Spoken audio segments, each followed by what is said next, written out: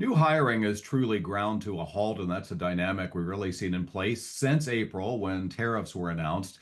We're seeing a high degree of caution on the part of employers and not much luck for those who are in the job market or looking to assess what their future prospects might be for their careers.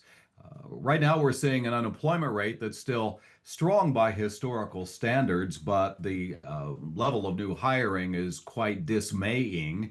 And the fact that we saw contraction in a recent month, meaning a job loss, really speaks to the anemic showing that the job market is exhibiting as we speak. If you look beneath the headline numbers, the sector participation is among the areas that point to weakness in the job market. And for several months now, we've really been seeing sort of the recession resistant sectors, healthcare, and social assistance do a lot of the heavy lifting of hiring. And that broad situation is not one where there's any heavy lifting going on.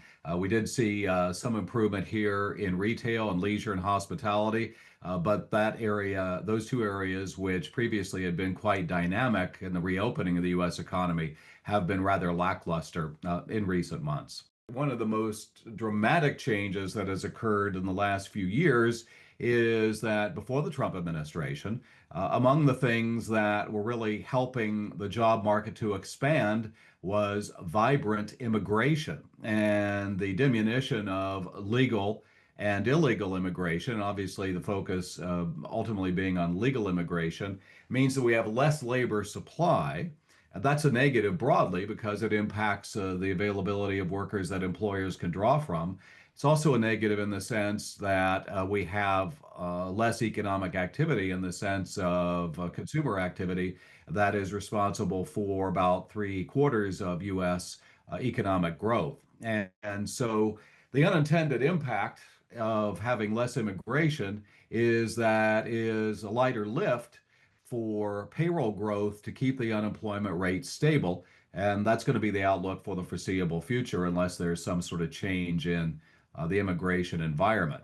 The Federal Reserve is increasingly concerned that the part of its mandate associated with the job market is at risk. And so that means that as they focus on two things as prescribed by law, maximum employment and stable prices, the stable prices part of the story is not where they want it to be.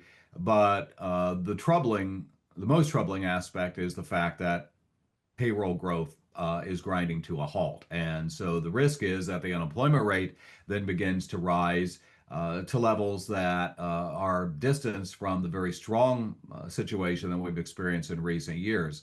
You know, we've gone from what was a very troubled job market when the economy was shut down in the early days of the pandemic to the reopening and led to a so-called red hot job market where there were two job openings for every unemployed job seeker. And now we're at a point where the number of open jobs is just slightly below the number of unemployed. And so that is among the dynamics that may lead the Federal Reserve to cut interest rates at the September meeting. Financial markets participants are betting on an interest rate cut. And I think as we look out over the next several months, among the key questions will be, does the Federal Reserve deliver on the hope for a rate cut in September? And if it does, is it 25 basis points, 1/4 of 1%, or 1/2 of 1%?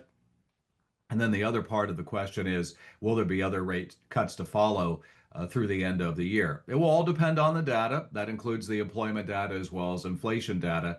We do have the consumer price index and the producer price index still due before that September 17th rate announcement.